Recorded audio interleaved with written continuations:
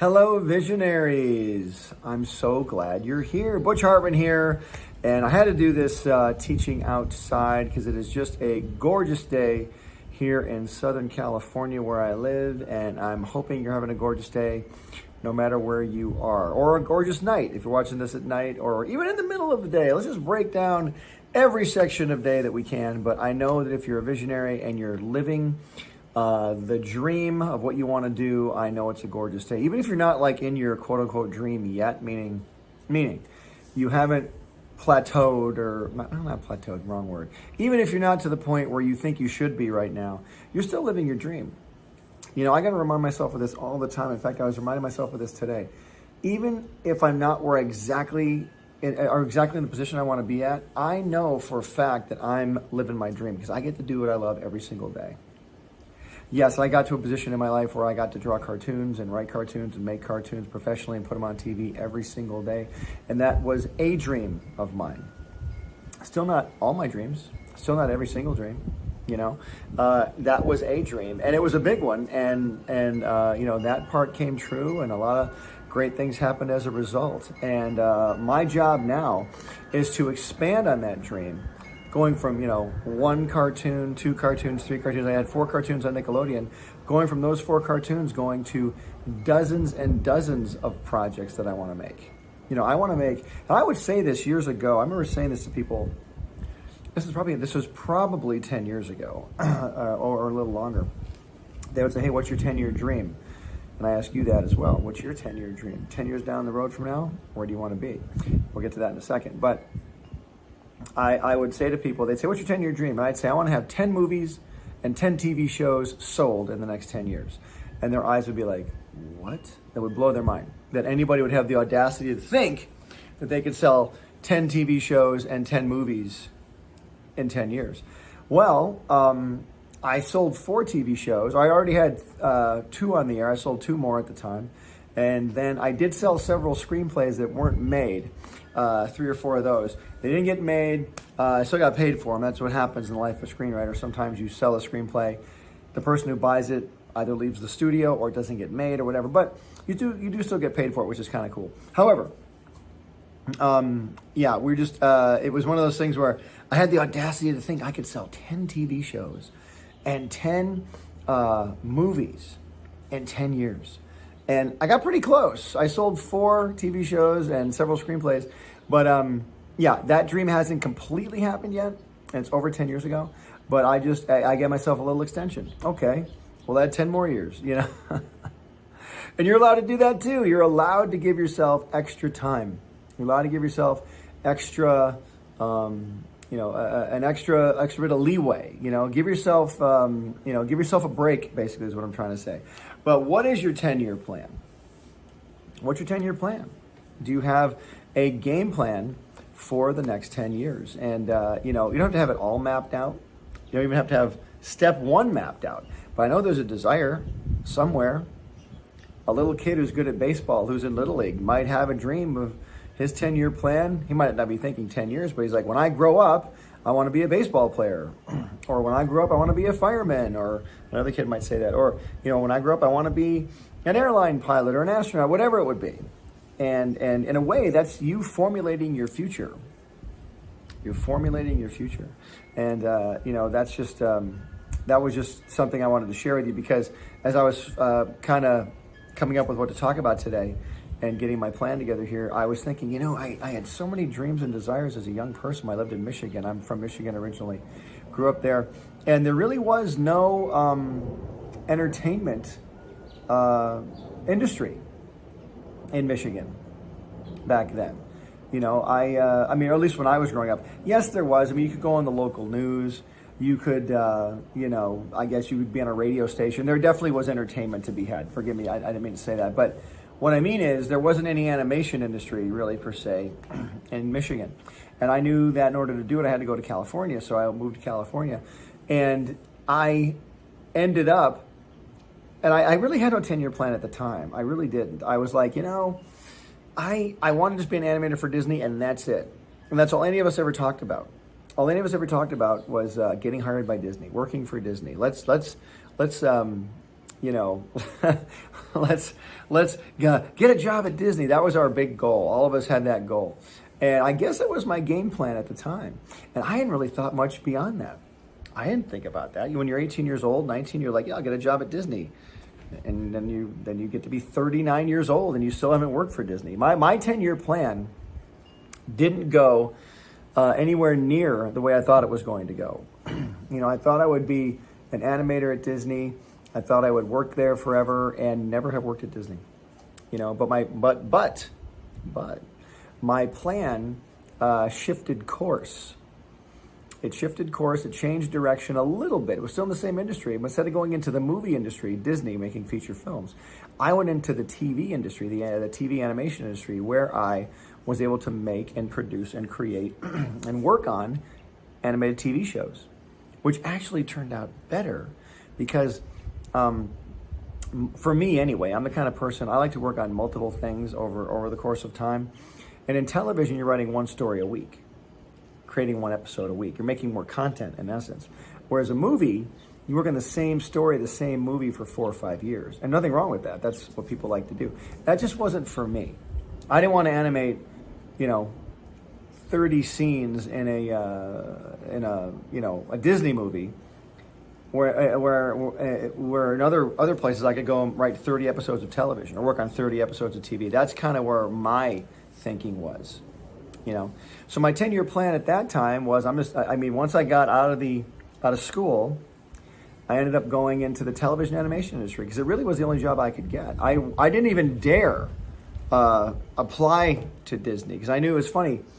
When I was in school, again, the plan was to work for Disney and be there. That was my plan. I'm going to go work for Disney. But then we had our producers show at Cal Arts, and the producers show. By the way, don't you love the wind chimes right now? You hear the wind chimes? They're so pretty.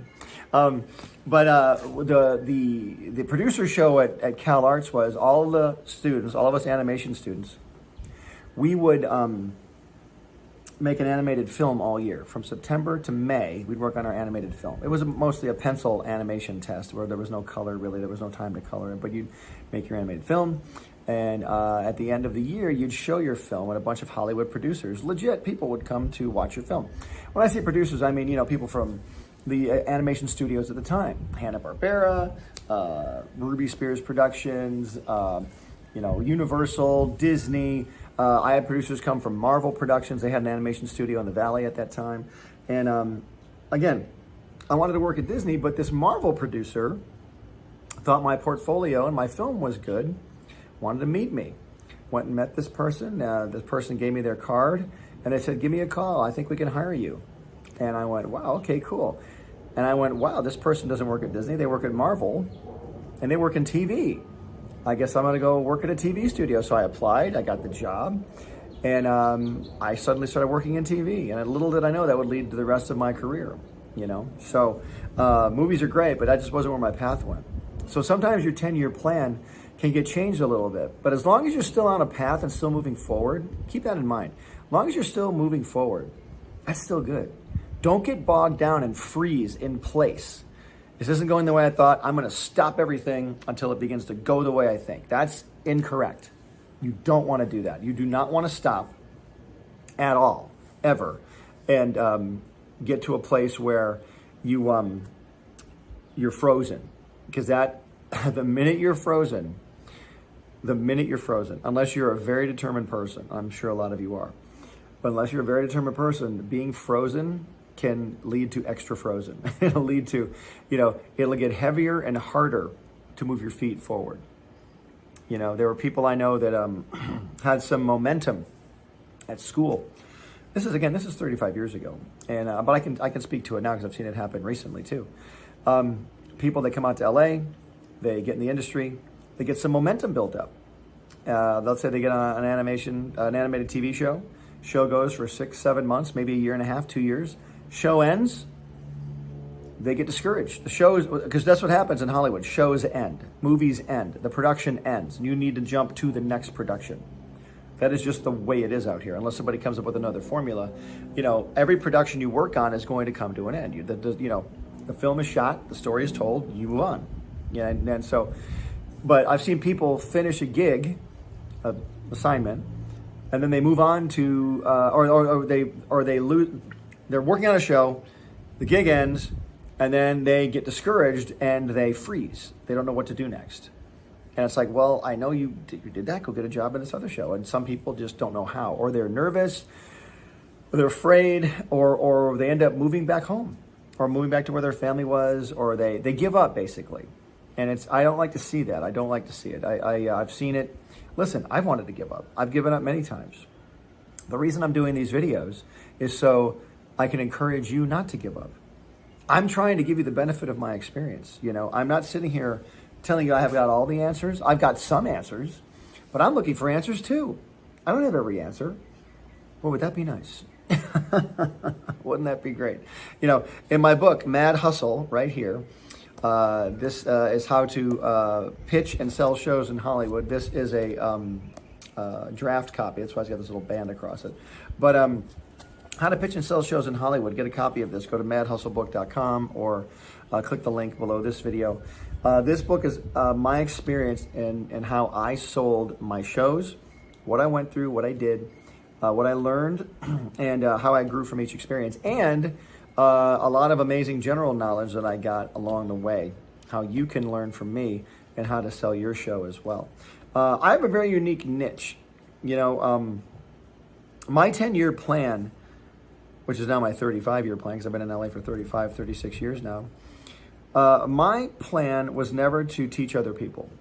I never pictured myself doing that. I mean, I may be instructing them a little bit, you know, okay, I can help people with this, or I can help you with this. I never had a desire to sit and make videos like this or make a program like Vision Possible and begin to teach people.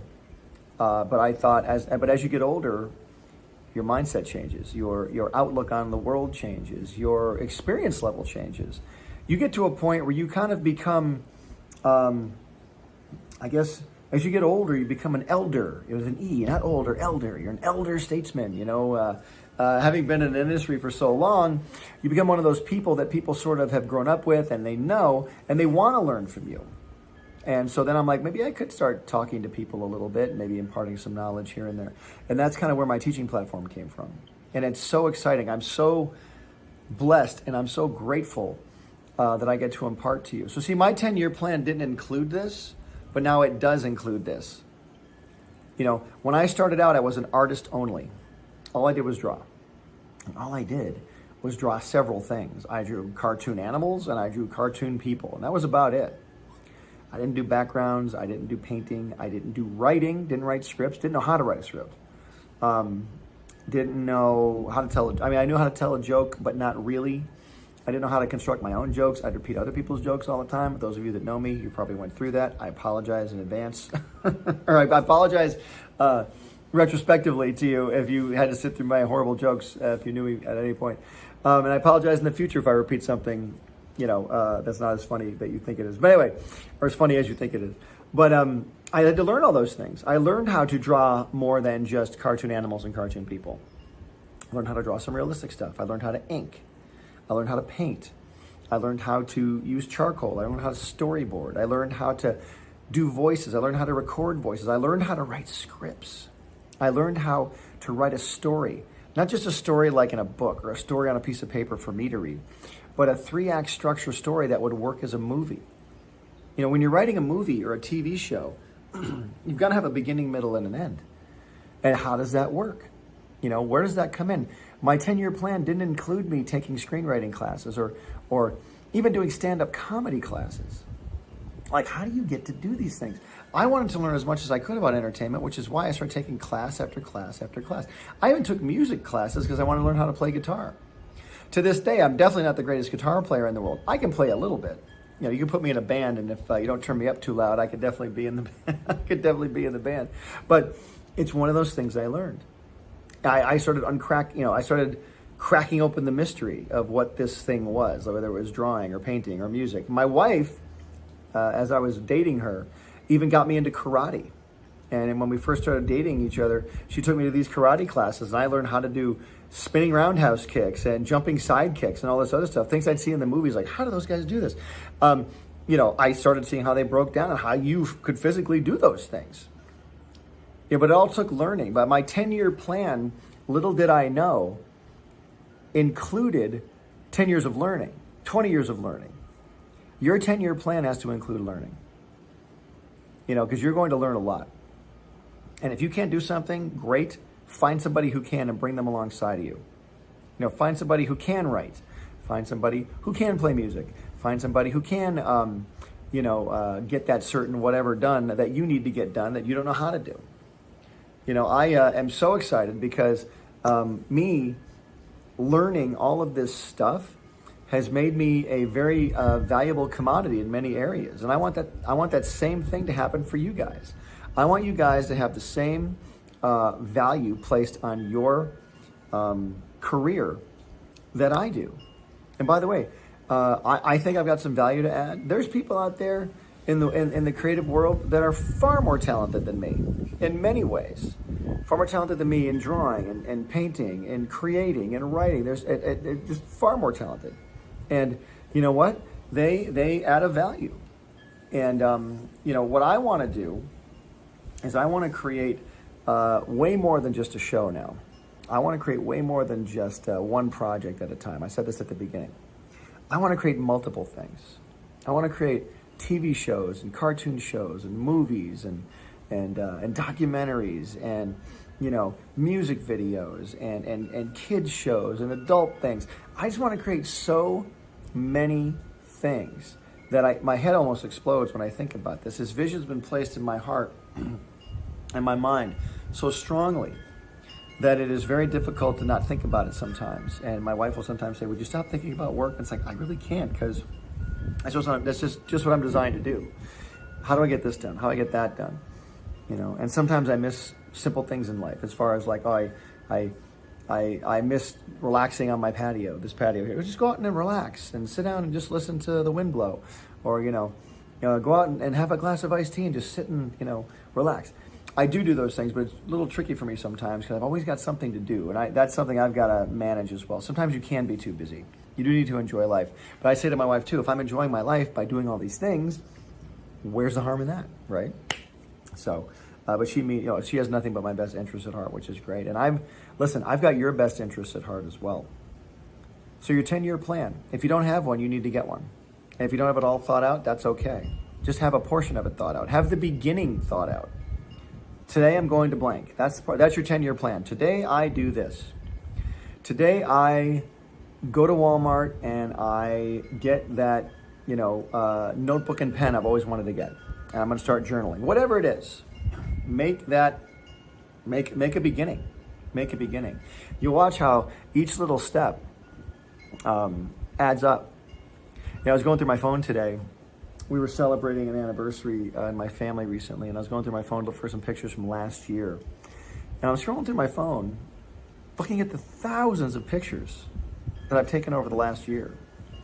And you're like, this is my life. All these photos are my life. Just scroll through your phone. Scroll through the last month of photos on your phone. Look how many things you did. Look how many things you've accomplished. Look how many people you were with. Look how many things you said. How many events you attended. Look at all those things. That's your 10-year plan. All that stuff is like, and by the way, if there's a bunch of nothing on your phone as far as pictures, start putting something on there. Hey, here's the time we did this event. Here's the time I put this event on, that sort of thing. Or here's the time I attended this class or whatever. Yeah, it's always fun to vacation, to go to the beach, hang out with your friends. It's vitally important. All that's great. All that's great. I just attended an event this weekend held by a young man who I was very proud of. He, at one point, didn't know what he wanted to do with his career. We talked a little bit, and then suddenly he started putting on these events for young people, young entrepreneurs, and inspiring them and pouring into them. And I just looked at this kid, and he's 25 years old. And I went, that is just amazing. It's just amazing. And he said he got the idea because he was talking to me, and he goes, you really inspired me to put this thing on. And I thought, wow, that's amazing. And I was very blessed to hear that. But it's not me putting it on, it's him. He gets all the credit. But the fact that I was able to inspire him to do it, boy, that just says volumes. It was a wonderful thing for him to say to me. And I really, really awesome that he said that. But I'm hoping that I'm inspiring you. I'm hoping that your 10-year plan includes activity. that it includes forward motion, that it includes learning, that it includes failures. Your 10-year plan is going to have some failures in it. And when I say failure, I don't mean like failure, oh my God, he failed or she failed. What I mean is that every step you take that doesn't produce success is an experience. It's not a failure. It's an experience. And that's what I want you to get to, is having those experiences that will lead to an amazing life and an amazing career. Okay? So the 10-year plan, let's get going. Take that step. And here at Vision